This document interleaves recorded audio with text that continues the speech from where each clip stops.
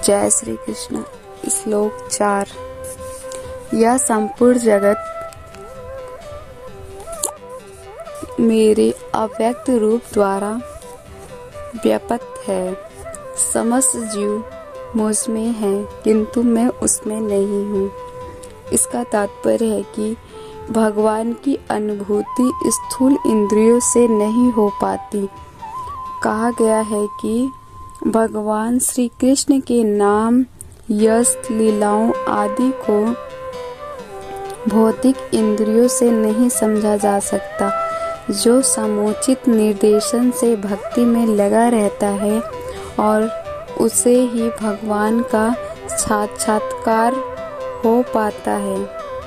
ब्रह्म संहिता में कहा गया है कि यदि किसी ने भगवान के प्रति दिव्य प्रेम रुचि उत्पन्न कर ली है तो वह सदैव अपने भीतर तथा बाहर भगवान गोविंद को देख सकता है। इस प्रकार वे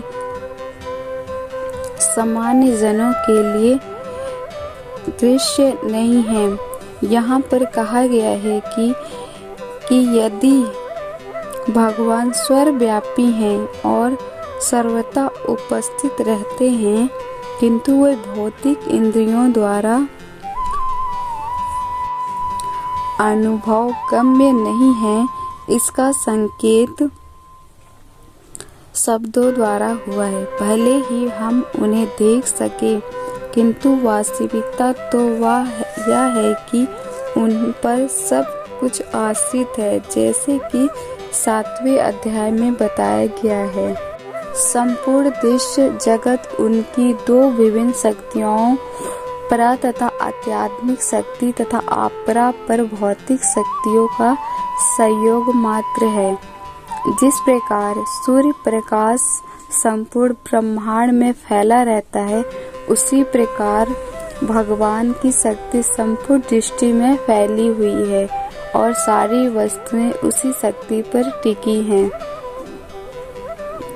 फिर भी किसी को इस निष्कर्ष पर नहीं पहुंचना चाहिए कि सर्वथा फैले रहने के कारण भगवान अपनी व्यक्तिगत सत्ता खो दी है।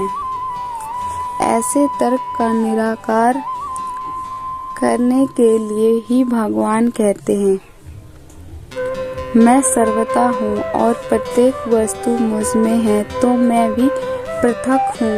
उदाहरणतः राजा किसी सरकार का अध्यक्ष होता है और सरकार उसकी शक्ति का प्रकोष्ठ होती है।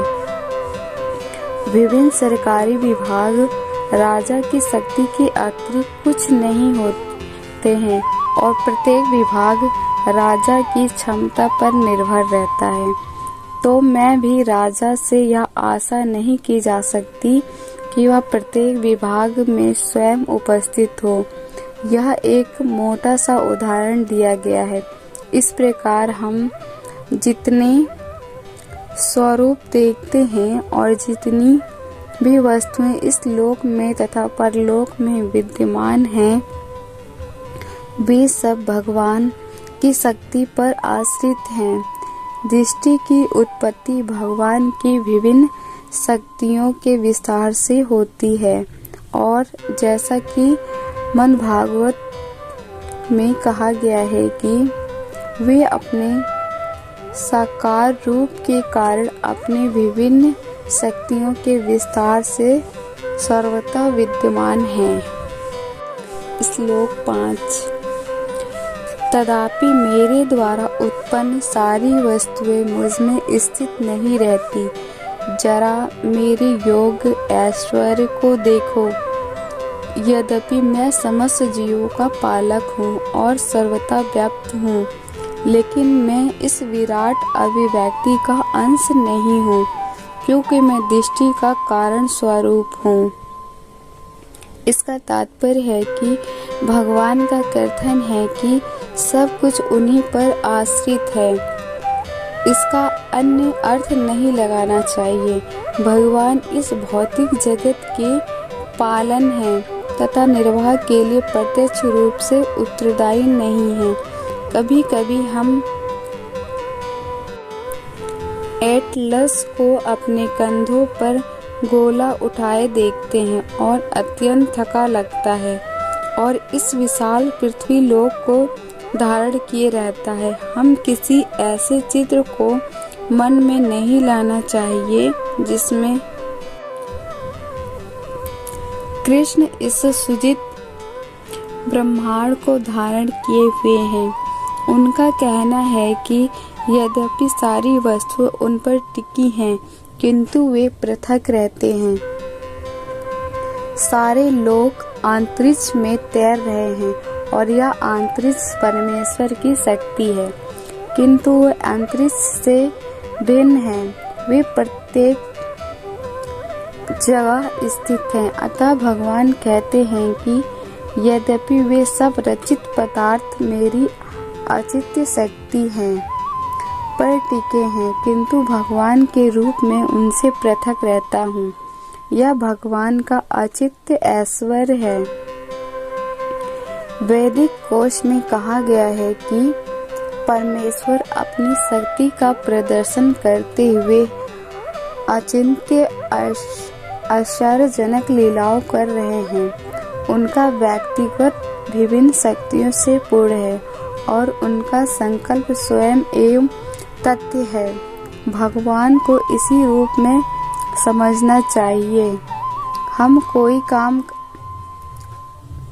करना चाहते हैं तो उनके अनेक विलंब आते रहते हैं और कभी कभी हम जो चाहते हैं वह नहीं कर पाते, किंतु जब कृष्ण कोई कार्य करना चाहते हैं तो सब कुछ उतनी पूर्णता से संपन्न हो जाता है। कोई सोच नहीं पाता कि सब कैसे हुआ।